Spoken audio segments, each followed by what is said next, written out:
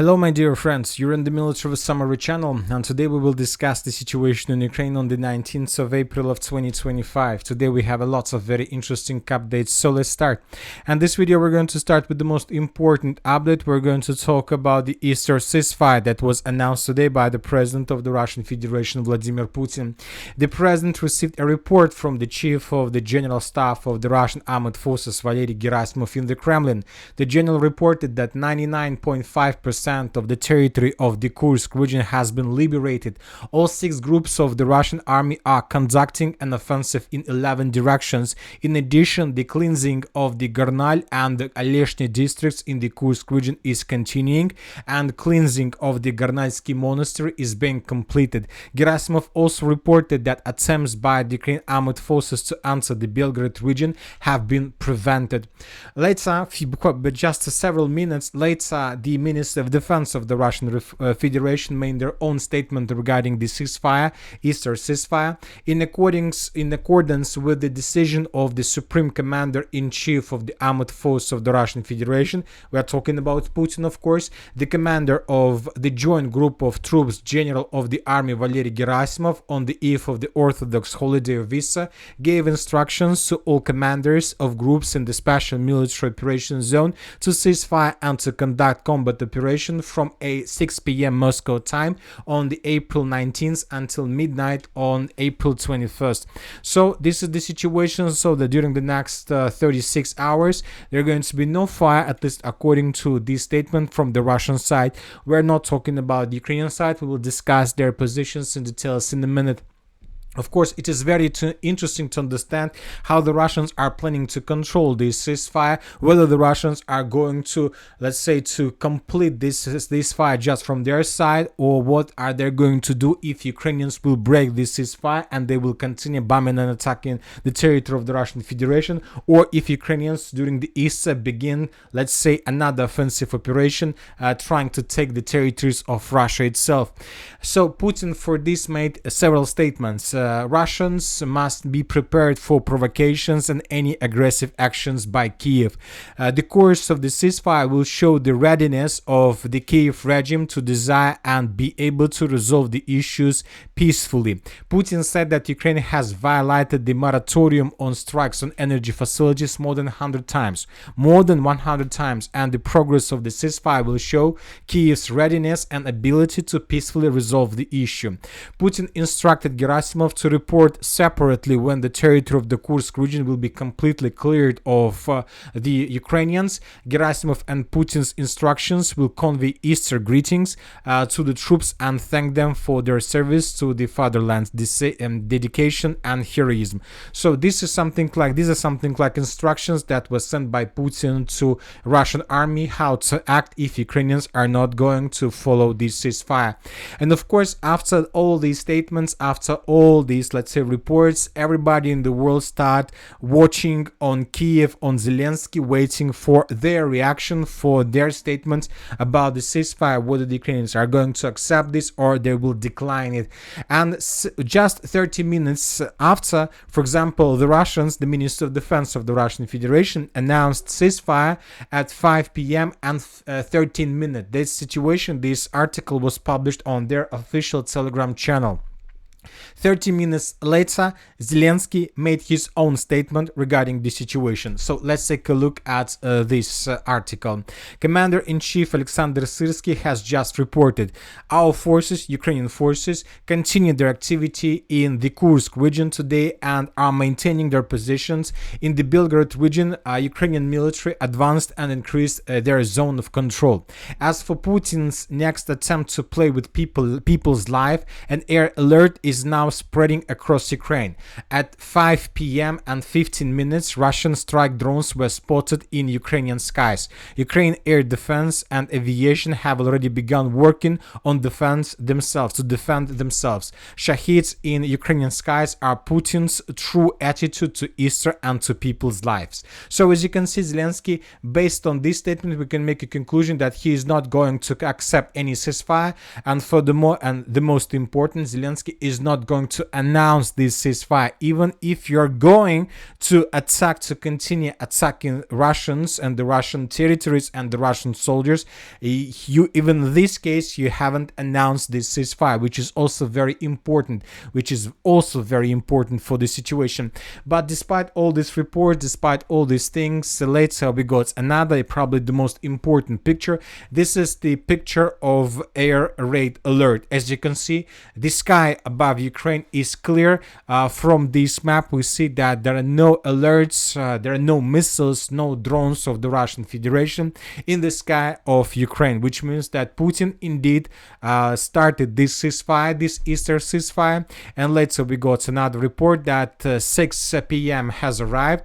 The Easter truce declared by Putin has come into effect. Zelensky did not respond to this with consent. There were no reports that Ukrainian troops were ordered to ceasefire. This is very important. Consequently, Kiev did not support the announcement of ceasefire. Earlier, the Russian Ministry of Defense stated that the ceasefire would only be in effect if Ukraine observed it. So, and you know that so after this ceasefire was announced, around several hours passed, and we launched this video to be recorded. And you know that during this, let's say 3-4 hours after the announcement of this ceasefire, the Ukrainians continue bombing and attacking the territory of the Russian Federation. At least the pro-Russian resources report this situation. Anyway, let's wait and see what is going to be next. But it's very interesting and very important, because tomorrow there are just two options. The special military operation will continue, or we were gonna see a normal holiday of Easter. Now let's discuss the situation on the ground, and first let's talk about the Sumy direction. Today the Russians published this video. Today pro-Ukrainian sources reported that the Russians attacked the energy facilities on the territory of the city of Sumy, and that the city of Sumy was completely off and without electricity.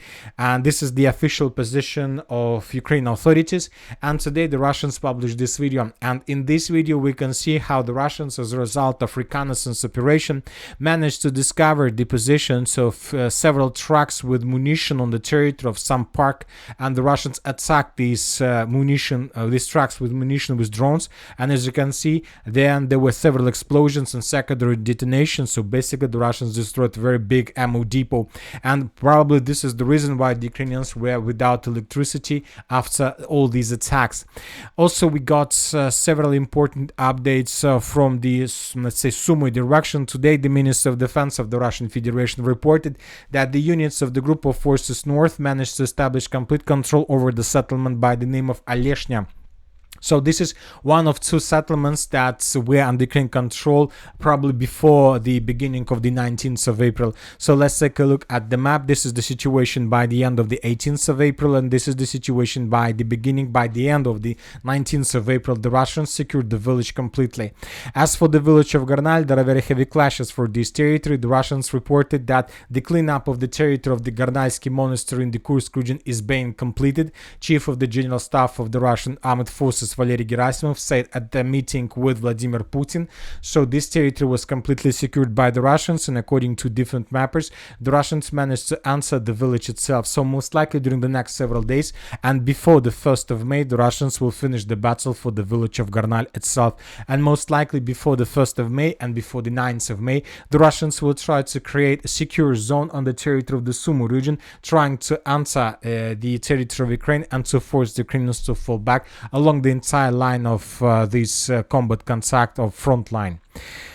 Now let's move further and let's discuss the situation in the Kharkiv direction, where the Russians continue destroying Ukrainian logistic in the vicinity of the city by the name of Volchansk. Today we got at least two videos from main supply lines that Ukrainians use to support their forces. In this video we can see how the Russians were conducting let's say reconnaissance operation along the river of Volchansk, and how the Russians managed to discover that Ukrainians were trapped and destroyed on the mines that were established by the Russian drones. along this bridge that Ukrainians still use to supply their forces.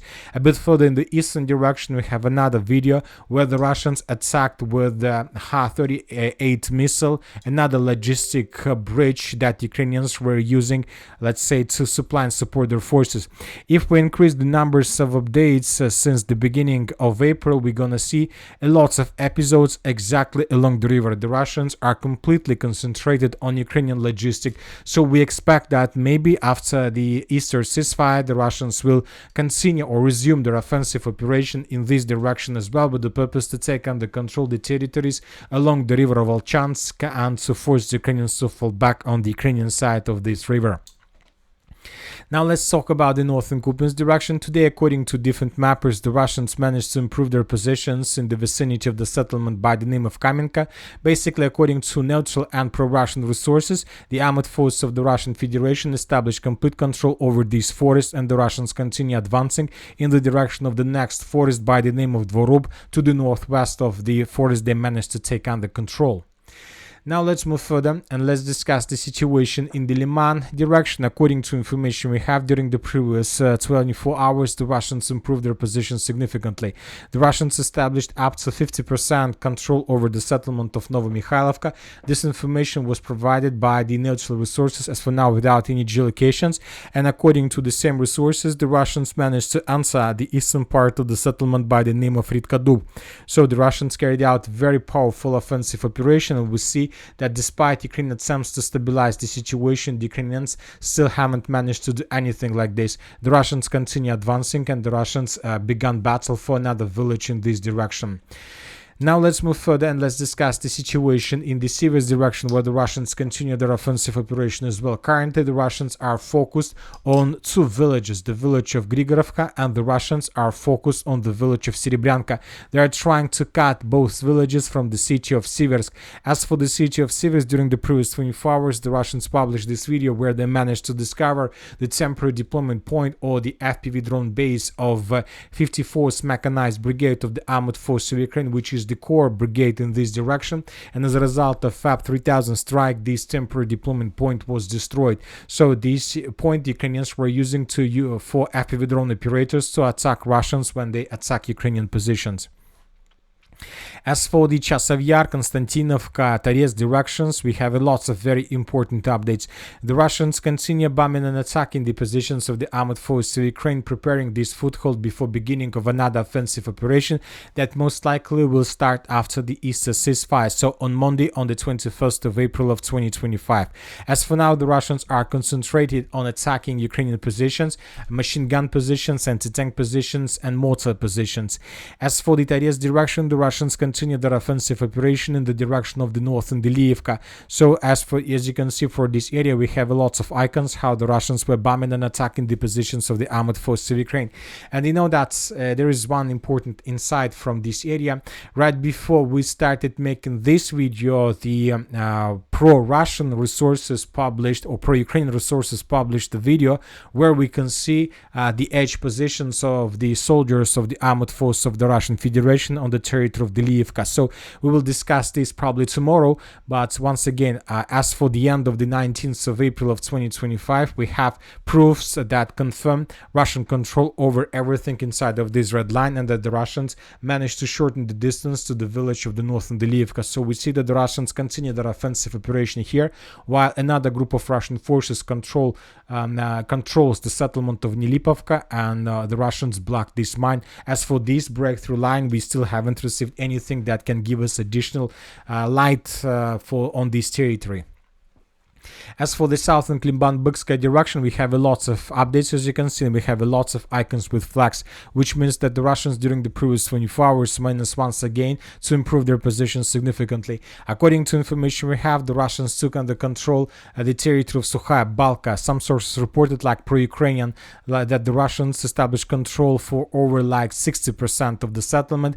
As for the pro-Russian resources or neutral resources, according to them, the Russians control around 90% of the settlement of Sukhaya Balka.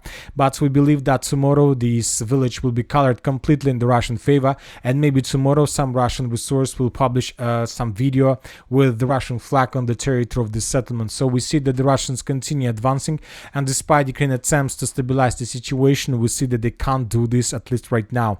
Furthermore, the Russians continue their offensive operation in the direction of the settlement of Staraya Nikolaevka. Today, the Ministry of Defense of the Russian Federation reported that the settlement of Shevchenka was taken by the Russians today completely, and the Ministry of Defense was talking about this small village to the east of the settlement of Kalinova. So we see that the Russians are trying to advance right now in the northeastern direction with the purpose to attack the settlement of Staraya Nikolaevka from the southeast. The Russians are concentrated and focused to cut the salients and to cut the pocket between Sukhaya Balka and Staraya Nikolaevka. We're talking about this territory. So most likely during the next several days we will adjust this map in the Russian favor. As for the Pokrovsk direction, the Russians continue their offensive operation, and now the Russians continue their breakthrough offensive operation in the area of Mirolubovka. Today we have adjusted the map, as you can see. During the previous 48 hours, the Russians managed to improve their position significantly. During the first day of attack, the Russians managed to answer the village of Mirolubovka. The Ukrainians from the Chervona Kalina brigade were trying to stop the Russians. This is the brigade of the 1st Corps of the National Guard of Ukraine. But as we understand, the Ukrainians haven't managed to stop the Russians. They managed to break through Ukraine defense and to answer the village. This is the situation by the end of the 18th of April, and this is the situation by the end of the 19th of April.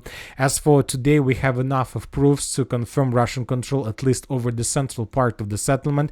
Several pro-Russian resources adjusted the map even more. As you can see, according to several pro-Russian resources, the armed force of the Russian Federation by the end of the 19th of April of 2025 established complete control over the southern part of Mirolubovka, and by the end of the 19th of April, the Russians control around 50% of the village. Most likely the Russians during the day continue their offensive operation with the purpose to establish complete control over this territory and to begin offensive operation further in the direction of Novoekonomichna, which is obviously the primary target for the armed force of the Russian Federation. We believe that the main goal of the Russians is to establish complete control over this territory during the next several weeks or maybe several months. If the Russians are able to take this territory under complete control, this is going to be the beginning of complete disaster for the armed force of Ukraine on the territory of the city of Pokrovsk. This is the Russian tactics.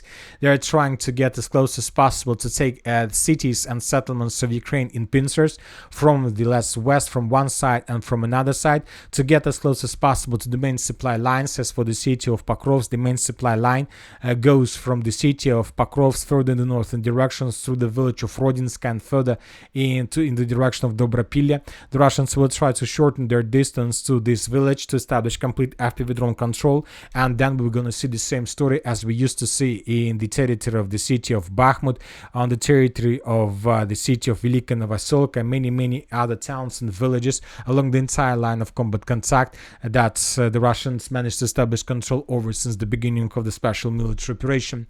As for the western flank, the Russians improved their positions. The Ukrainians counterattack according to different sources and restore control over the eastern part, but we have geolocations that confirm Russian control over the outskirts of the settlement of Udachna. In this video we can see how the Ukrainians were attacking the positions of the armed force of the Russian Federation on the territory, not on the territory, on the area of these, let's say, railways. So the Russians improved their positions and to force the Ukrainians to fall back. We believe that in the very near future the Russians will intensify their activities here, because once again they need in the end to take under control the settlements of Sergeyevka and Grishina. So if the Russians are able to take these territories under complete control, then the Pokrovsk agglomeration would be caught in cauldron, at least from the west, and we've just discussed the operation from the east. So we expect this operation, these two offensives in the very near future, probably during the summer of 2025. As for the South Donetsk Novopavlovka direction, there are very heavy clashes for the village of Bogatyr. The Russians, according to different sources, yesterday managed to enter the southeastern part, but most likely the Russians were forced to fall back under the pressure of the Ukrainian forces. And today, during the day, the Russians were bombing and attacking the Ukrainian positions in the southern part, in the southeastern part with artillery. Lots of strikes. Basically, this is something like artillery preparation. We expect that after the end of the ceasefire, the Russians will resume their attempts to enter the village, and we will color the map. Now let's move further. As for the Zaporizhzhia direction, today we got additional details about the Russian offensive in the direction of the city by the name of Malotakmachka and Orekhov. Today we got this video published by the Ukrainian side, where we can see how the Ukrainians were attacking the positions of the armed forces of the Russian Federation on the territory of these facilities. Based on this video, we have adjusted the map. We have colored the contested area in the Russian favor. So this is the situation by the end of the 18th of April of 2025, and this is the situation by the end of the 19th of April. So the Russians answered the village of Malotakmachka, managed to dig in deeper, and most likely after the end of the ceasefire, the Russians will continue offensive further in the direction of this former prison with the purpose to establish control over this citadel. If the Russians are able to take under control this citadel, this is going to be the beginning of the complete disaster for the armed forces of Ukraine and positions of the armed forces of Ukraine in these fields between the settlements of Novodanilovka and Robotina, and the Ukrainians would be forced to fall back from this territory, and this is going to be the beginning of the battle for the city of Orekhov itself. So we see that after the ceasefire, the Russians have lots of places where they can begin offensive. And as for the Zaporizhzhia direction, the Russians during the previous 24 hours were bombing and attacking the positions of the armed forces of Ukraine between the settlements of Stepnogorsk, Kamensk, probably planning to prepare these positions before possible offensive from the Russian side. So we see that the Russians can do lots of things during the next, let's say, 48 hours after the end of the ceasefire, and we'll see what the Ukrainians are going to do with this. Anyway, tomorrow is going to be a very interesting day, and we will see whether the parties are able to hold ceasefire or somebody will break it.